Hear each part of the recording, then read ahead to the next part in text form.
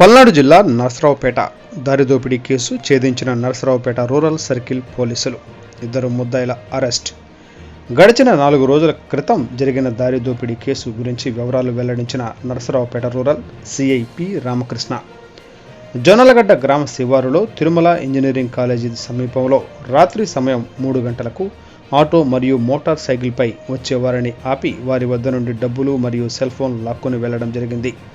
ఈ కేసులో 2 ముద్దాయిలు అరెస్టు చేయడం జరిగింది. ఈ కేసులో ఇంకా సాయి అనే ఒక ముద్దాయిని అరెస్టు చేయాల్సి ఉంది. ఎవరైనా నేరాలకు పాల్పడినట్లయితే అరెస్టు చేసి జైలుకు పంపిస్తామని రామకృష్ణ, రూరల్ సిఐపి రామకృష్ణ స్పష్టం చేశారు. తర్వాత మా టీంలు ఏర్పాటు చేసిన తర్వాత వాళ్ళ గురించి నిఘా పెట్టాము. పెట్టిన తర్వాత 2 పట్టుకోవడం జరిగింది. దానిలో 3వ వాడు తప్పించుకొని తిరిగాడు. అతన్ని కూడా త్వరలో పట్టుకుంటాము. దొరికిన దొంగల్లో కూడా ఇతను వచ్చేసి దేవర భవానీ ప్రసాద్ అలియాస్ చిన్న, ఇతను వచ్చేసి క్యాస్ట్ బై ఇరుకుల కోడెల శివప్రసాద్ కాలనీ ఎల్లమంద పంచాయతీ అండి. ఇతనికి ఏంటంటే ఆల్రెడీ ఇతని మీద దాదాపు 11 కేసులు ఉన్నాయి. అన్ని కూడా దొంగతనాలు, రాబరీ కేసులే ఉన్నాయి. ఇతనితో పాటు సంతోష్ కుమార్ అని సంతోష్ కుమార్ అని అతను ఉన్నాడు.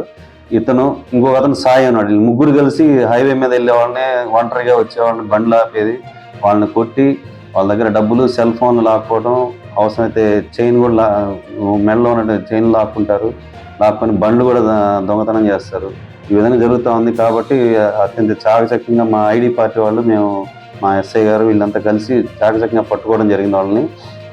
దీనిలో ఎస్ఐ బాలకృష్ణ కూడా చాలా కష్టపడ్డాడు. పట్టుకున్న తర్వాత వీళ్ళని ఈరోజు అరెస్ట్ చేయించడం జరిగింది.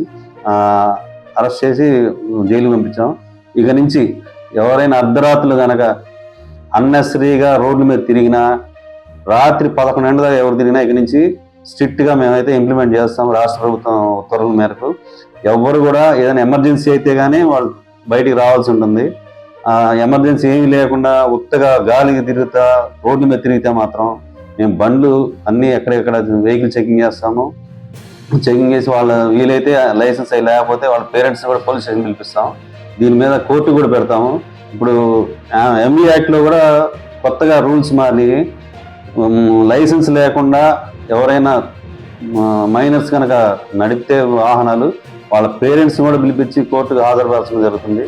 కాబట్టి తల్లిదండ్రులు కూడా చిన్న మనవి ఏంటంటే, లైసెన్స్ లేని వాళ్ళు మాత్రం దయచేసి వాహనాలు ఎవరు కూడా ఇవ్వద్దు. రాత్రులు కూడా అన్నెసరిగా మీ పిల్లల్ని బయటికి తెప్పనీయద్దు. ఇది తెలియవలసిన నరసరావుపేట ప్రజలకి.